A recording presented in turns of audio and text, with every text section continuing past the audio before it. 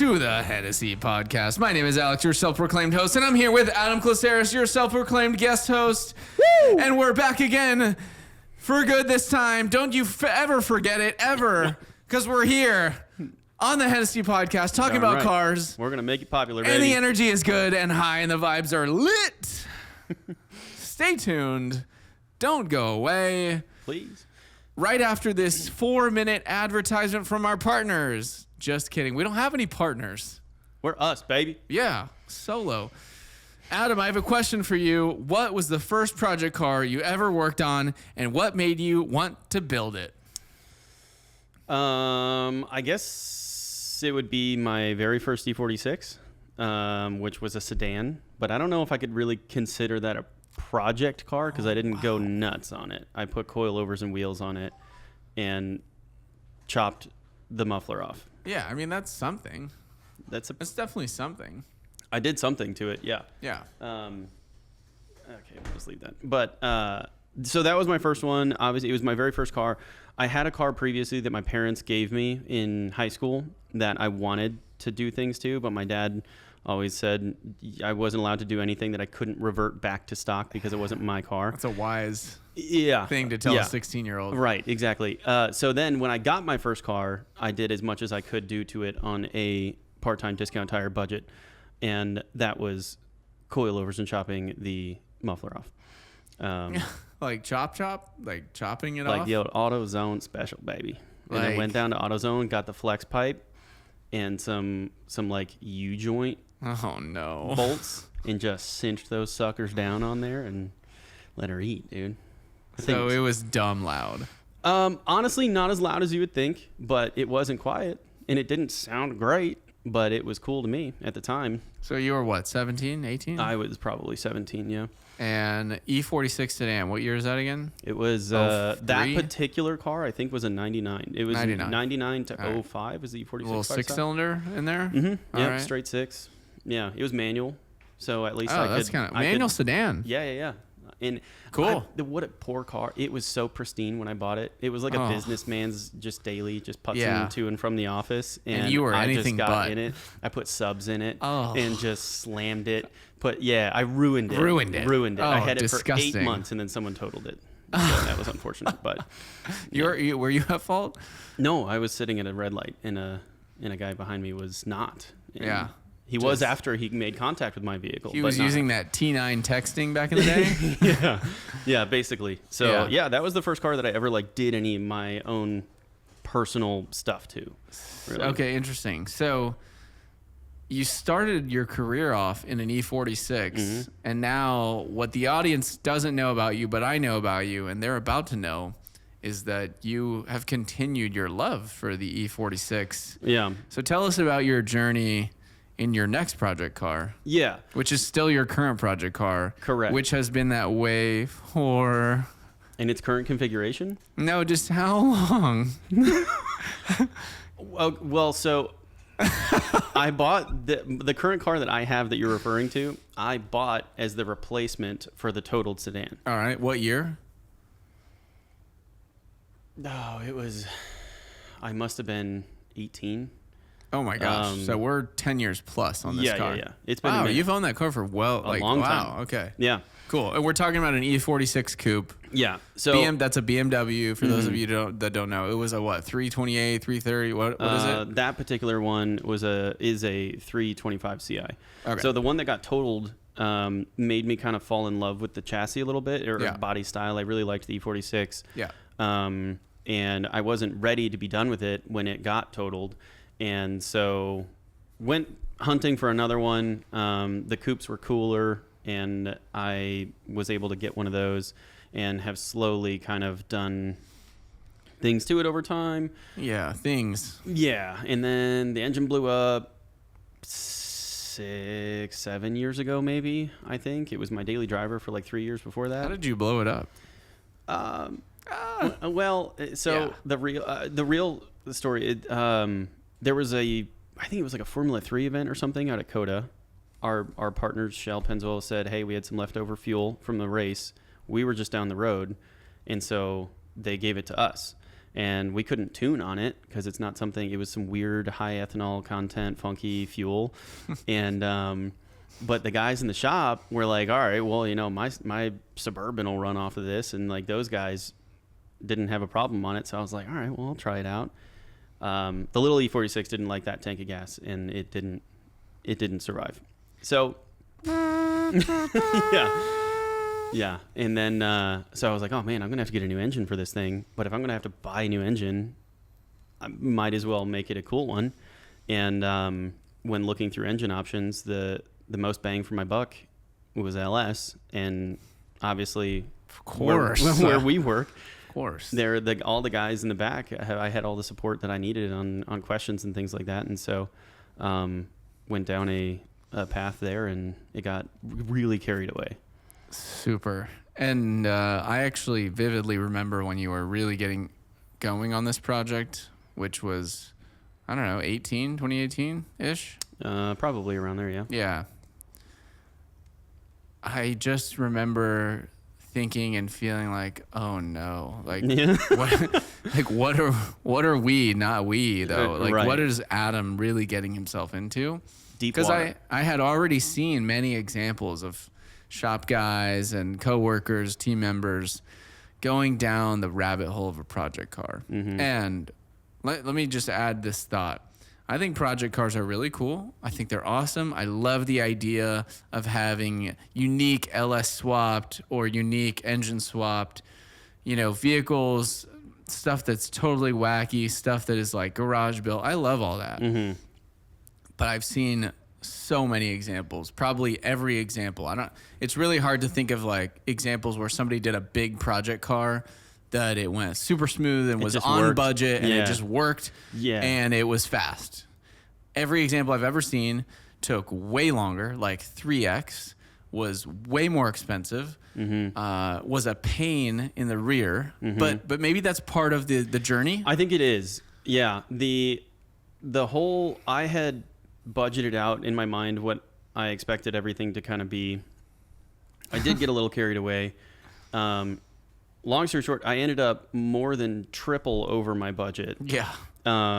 It took from when I started buying parts to when the car was running, I think it was like 14 months or something like that. And that was version 1.0. Right. Yeah. Many revisions have been made since. But I think that's part of it too, is in terms of like time it takes forever for people to get it done. It's never done. Like no project car is ever done. That's the worst part about them. Like, yeah. Maybe I don't like project cars. I like the idea of them, but I wouldn't go down that path. But like, it sounds painful, dude. It sounds painful. As long as it's working along the way, then it's fine. But I respect the love and the build, like the grind and the build for it, where it's like, well, I built this, so it's really cool, and I'm pumped about it, and I'm gonna drive it, and like again, like you built it with your hands, which is cool. Mm-hmm. But I just remember being your friend throughout some of those times, and it was just like painful. Yeah. And I see young guys kind of go through the same thought process of like, oh man, I would love to have a cool car like Adam, cool project car. And I do too. I want a cool project car like Adam. Yeah. But then they're like, they get in way over their heads. They think that it's going to be easy and they've got all this help, which they do. But then it just ends up being painful. But again, I can definitely take a step back and be like, honestly, the pain is part of the process. It is, It's part of like growing up and really like being the car guy that you want to be. And I can really respect that. It's not necessarily for me, but I can respect it. I'm kind of a guy that just wants the end result. Like, I don't want to work on it. I just want to drive it. So I would pay for it. Yeah. But then I would be pissed paying for it when it takes too long. But yeah. I think for me, like the whole idea of the project car kind of stuff is if you have another vehicle that can get you around A to B, do what you need to do. You're not reliant on the project car, and you are legitimately just doing it for fun, which is what my car turned into after I got another vehicle, because that was my only car at the time. That was rather unfortunate for a while.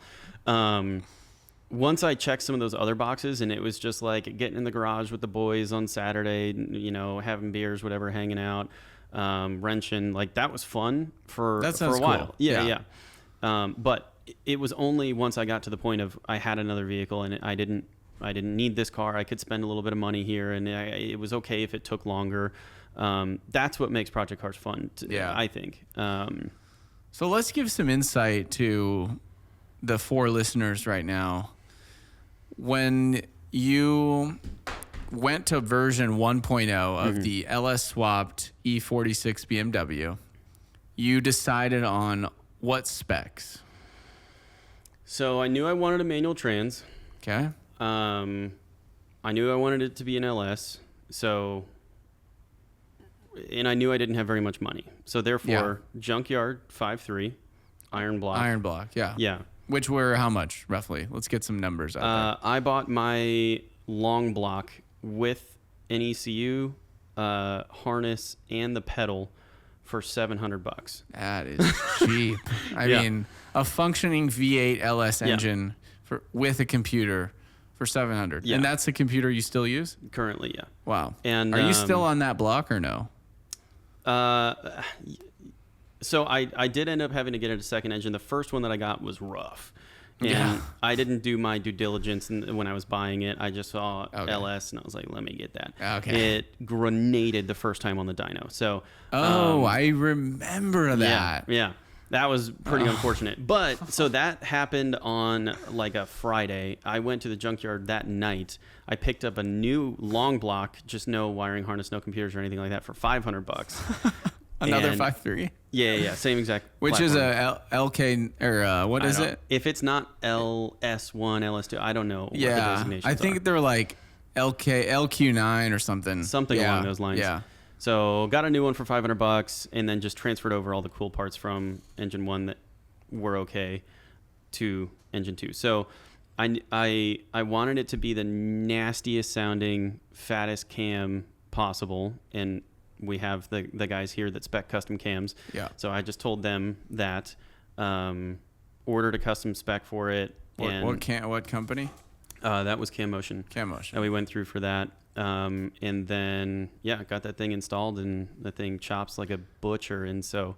What trans? T56. Okay. I found a T56 on Facebook Market that apparently just had a bent shifter fork.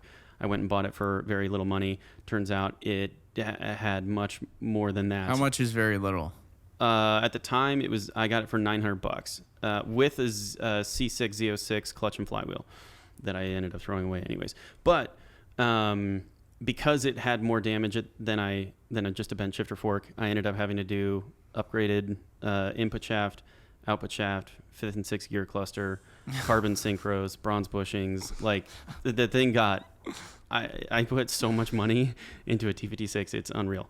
But so did that, got the engine running fine, tuned it. Mike Tuner just hooked it up. And what did it make on the dyno after 1.0 version and it was healthy? Second engine, but still version 1.0. So we never finished the tune.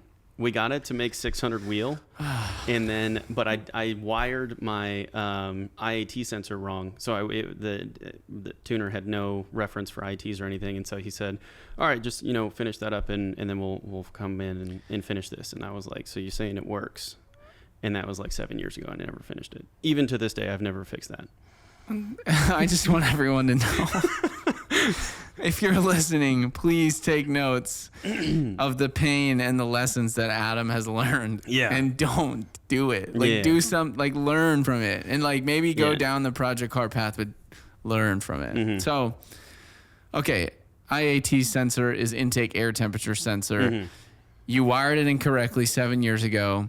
Mm-hmm. The tuner, who was tuning it on HP tuners on a factory ECU, said he got it close. He got it running good, making 600 wheel horsepower NA. No, that was boosted. You went Pro Charge from the get-go? Yeah. Well, see, this is where I was almost done with it. Okay, we need to rewind a bit. So you had the Iron Block 5.3. And you had a supercharger. So I was almost done. Charger. I had the trans. I had the clutch. I had the engine done. It was almost ready to go in the car. And then my birthday happened. Oh. right after I got a tax return. And so Adam just said, and all the dollars are gone. Yeah. So, but at the time I was our purchaser here. Yeah. And so I had great relationships with all these partners we're working with. And so I called them and I was like, hey man, I'm doing this kind of weird project. Do you think you can help me out? And they were like, we'll give you a head unit and brackets. But that's it. And then we'll hook you up there. And so they gave me that stuff for way too cheap. And then, I just pieced together everything else here. Gave the Geigley brothers a case of beer, and they welded up all the intercooler piping for me, and yeah. So, I forgot about that. Yeah, I thought you went NA first, but no, it was never really running NA. Correct. Okay, yeah. so you went Pro Charger, and that's how it's been for a long time. Mm-hmm. So Pro Charger, for anyone listening, is a centrifugal supercharger. It's basically a belt-driven turbocharger, and it adds boost. Boost makes more horsepower. It's compressed air, whatever. All right. So what I would say to the audience is this car sounds absolutely nasty, has a lot of whooshing noises, and has a loud exhaust with a very choppy V8 and a manual transmission. I've personally driven it. It's very fun, very cool. It's not refined at all. It's very raw. So, and you've been on that version ever since, right? Yeah. I've made it nicer over time. Yeah. But yeah, it's been that basic. And kind what of does nicer mean? Just cleaned up, things in the engine bay, wired things better. Ran hoses differently, kind of just little stuff like that. Yeah. But nothing. You still have no hood?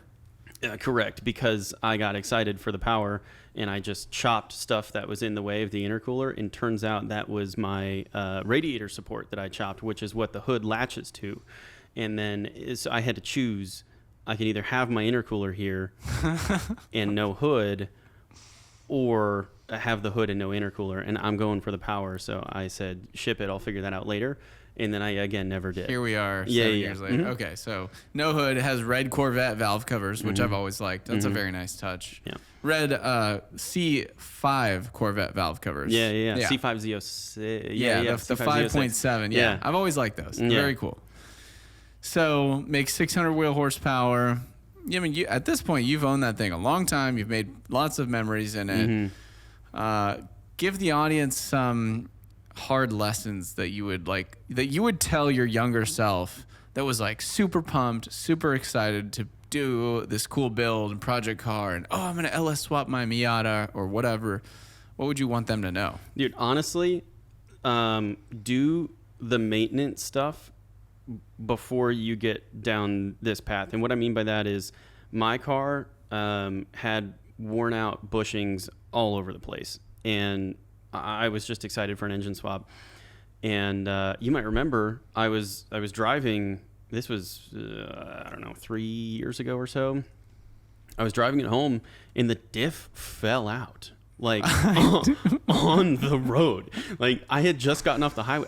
I was doing poles on the highway on that trip home, and I was turning onto my road to get home, and the diff was just like, you want to know what? I'm tired of being in here. I'm out. See you later. And just fell out. And because all of my diff bushings and my rear subframe bushings, like all of them were shot.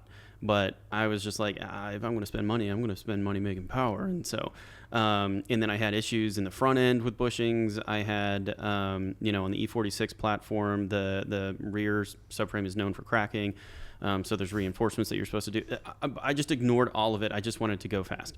And that has caused me so many more headaches down the line because I ignored all of that stuff. And now it's more difficult to work on. Because, so for example, like my front control arm bushings are way less accessible now because the headers are basically on them, and I have to remove the engine from the motor mounts and pick up the engine just to get to my bushing. And I'm like, man, if I would have just done this in the beginning, it would have made for a much better experience overall and longevity. So summary would be like, if you're going to do an engine swap vehicle, when you have the original engine out and the car's prep bare the bones. Car for it. Yeah. Prep the car for what you're going to be doing. Prep the car, do the wiring right. Yeah. Take your time. Don't rush. Even though you're excited and you're like so pumped about having a cool horsepower car that's built by you, you're better off doing it right one time or going a little bit slower, having a little bit more 1000%, delayed yeah. gratification than just being like, oh, horsepower, and then you're in so much pain afterwards. Yeah. And some people are listening right now. They're still going to go through that pain. They're not going to listen to us I doubt right now. I would even listen to me. Yeah, if this you was wouldn't me. have. Yeah. Yeah. So, but that's definitely. But we can something try. that yeah. If we get one person, Yeah. to change those bushings first, yeah. So, Would you do it all over again? honestly, I don't know if I could do it now. I don't think Yeah. I have the patience anymore. You were single at the time. Yeah. I mean, I we might I have was been long dating. distance. Okay, Yeah, you we were long distance with your now wife. Yeah. So, you weren't in the same city. You were yeah. doing phone calls, whatever. So you had time. I had time. I could bring the boys over on a Friday, Saturday, and Sunday, and Yeah. just spend the weekend building my car, and that was really fun. I have gotten, I guess, lost patience over the years with things. Now, if I have to work on it, and if it doesn't start working pretty much right away, I'm out. Yeah. And so I don't know if I have the patience anymore to do another engine swap like that. Yeah. And now you're married. You have a and- dog. You have more responsibilities. Whatever. So I think I'm really glad that I did do it when I did it. Totally. I love the car now. I have a lot of fun with it now. And had it not been done in that time frame, I would not have this car now. Would you ever sell it? Yeah. But that's like what we talked about on the previous pod of the car is so much what I like about cars in terms of how rowdy it is. Yeah. I put an M3 rear end in it, and the connectors for traction control and ABS and everything like that are different on the M3 than in my 325 chassis, and so they just didn't hook up. So they got zip tied to the control You don't arm. need it.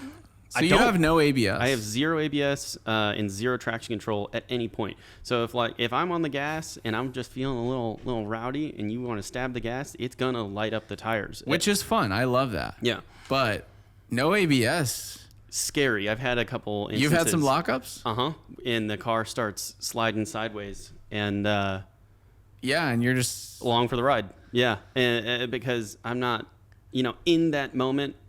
I remember, way back in the day, the old cars, they said you're supposed to like pump the brake pedal to simulate ABS essentially. I'm just you're so trained with focused ABS. on not crashing at that moment that I'm not trying to modulate my brake pedal. And you're mentally, you've got 15 years of driving with ABS. Yeah. And you've done some track driving where you're just like, yes, stomp the brakes. You have ABS. Yeah. So, wow, interesting. So that to say, the car is so just raw and loud and exactly what I like in a fun car. So I would sell it, but I would have to sell it to replace it with something that also meets that level of fun and excitement, or at least could with a few simple mods. And there's just the list of cars that check that box for me are very small, or they're really expensive. So here's an interesting question. You love the car. Mm-hmm. You love driving it. You take it to car meets or take it to work once a week, whatever. You're married. Mm-hmm.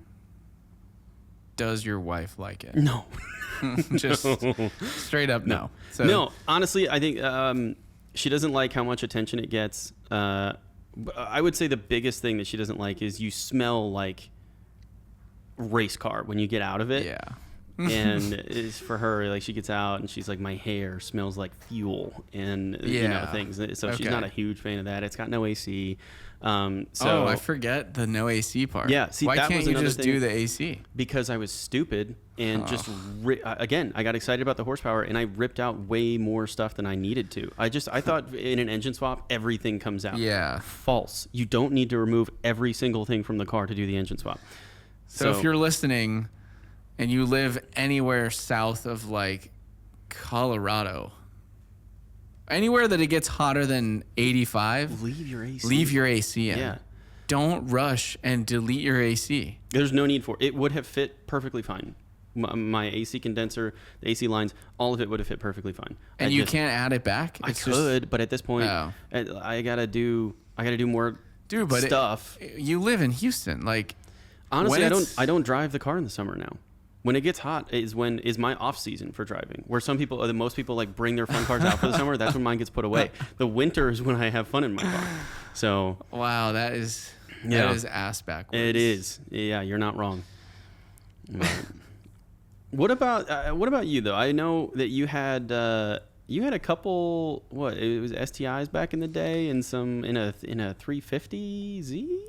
Yeah, I would say I've had one car that I would qualify as a project car, and it was a 350Z.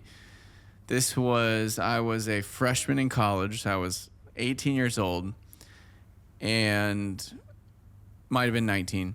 And I saw this 350Z on Facebook Marketplace, but also at that point it might have been Craigslist.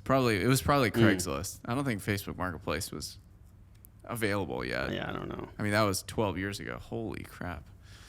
Oof. So 12 years ago, 350Z on Craigslist, and it kind of has a story. It's kind of cheap, and it's a twin turbo 350Z, but the turbo kit's not installed. But it comes with the car, and it has a built motor, and it's like really nice. It's modified. It has nice wheels and coilovers and bride race seats, and like it looks really cool. It looks the part, yeah. And it's white. Yeah. So I go down this rabbit hole, and I've always been like, hey, I'm gonna make some money. I'm gonna do something. I'm gonna buy something and flip it. I'm gonna sell lemonade. I'm gonna mow lawns, power wash, whatever. Always since like age 10. Mm-hmm. So I saw this car, and I'm like, wait, I could flip this. It was cheap. It was like $10,000. So it was something like that. I don't know. So I was looking on eBay. I was looking on whatever, and okay, cool. 350Zs, twin turbo, modified. Like they sell for like $20K. I could flip it.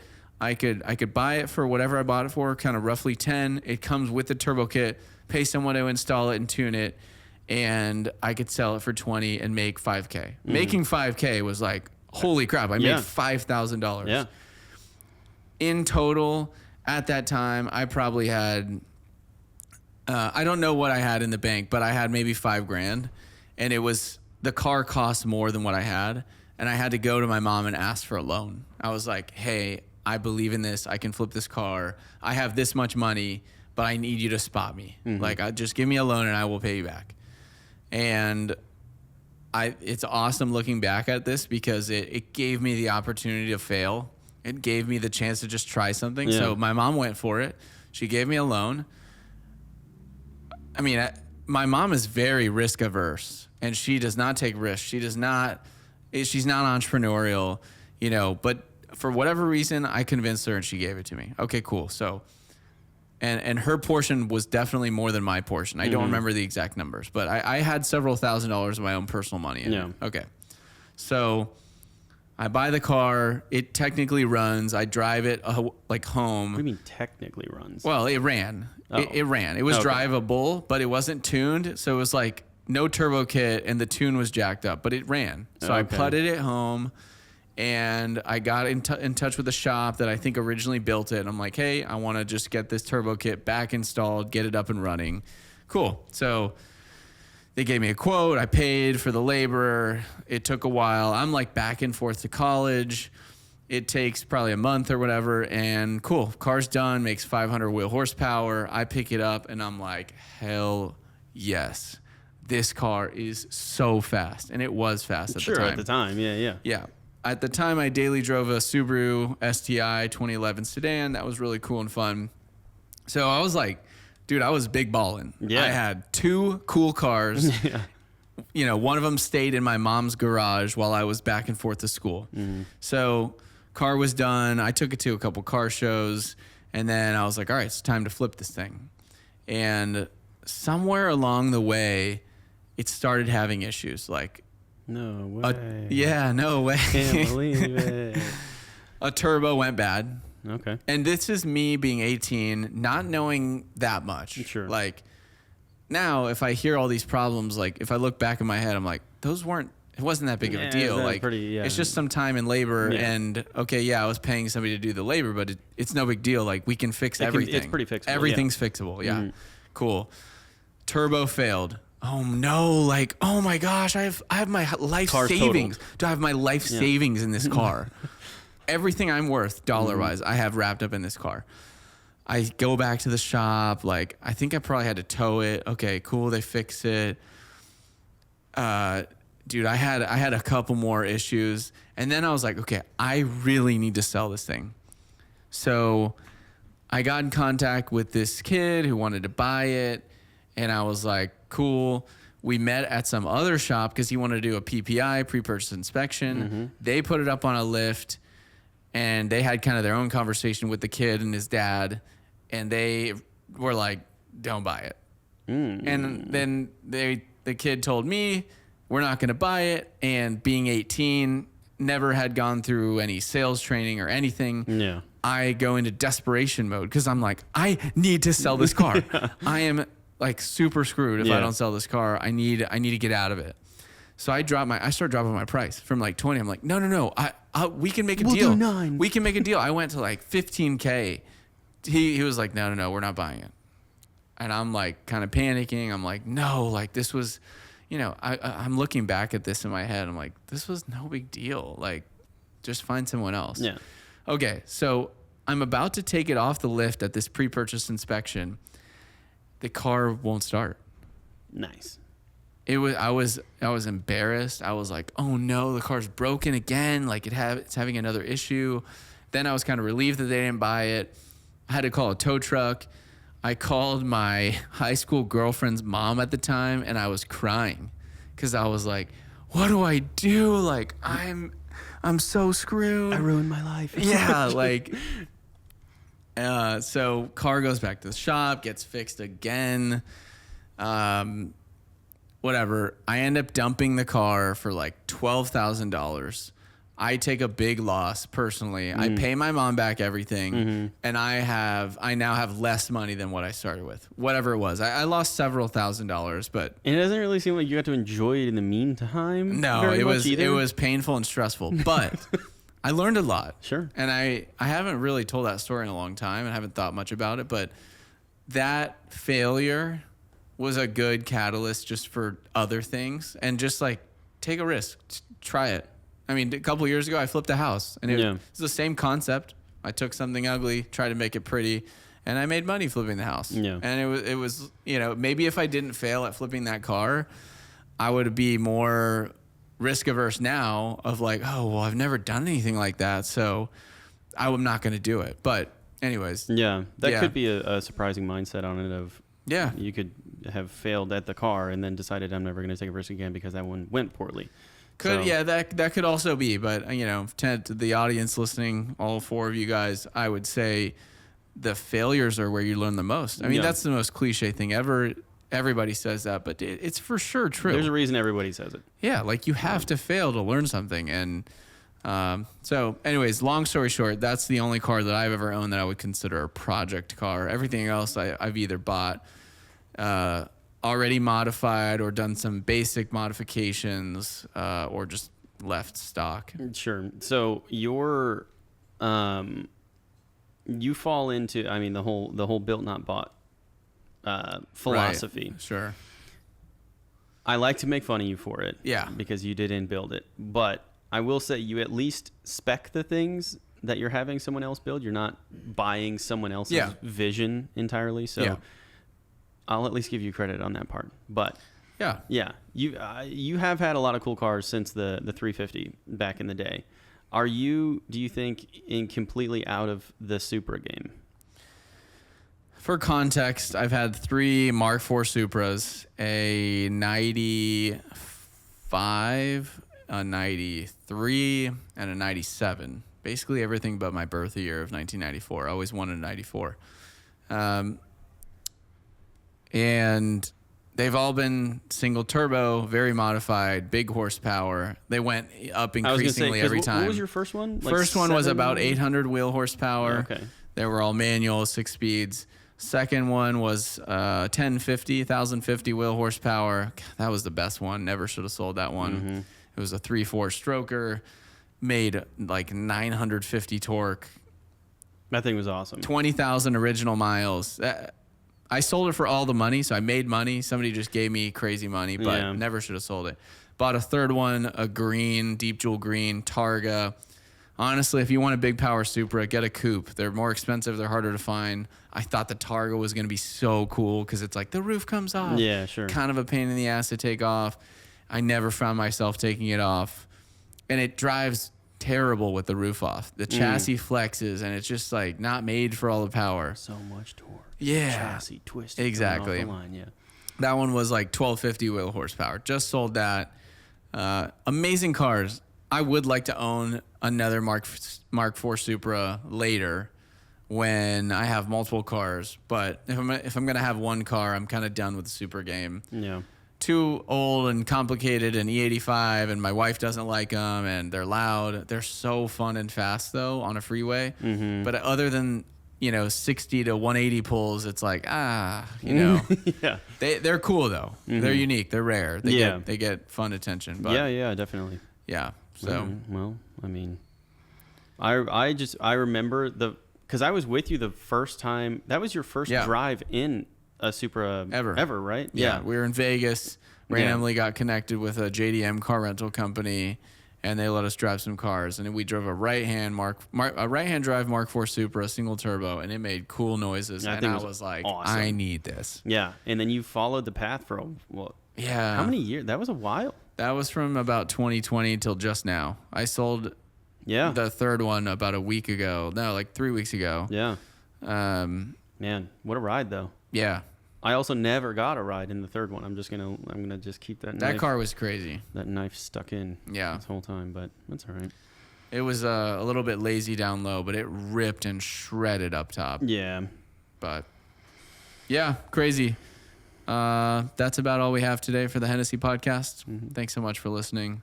We'll see you guys next time.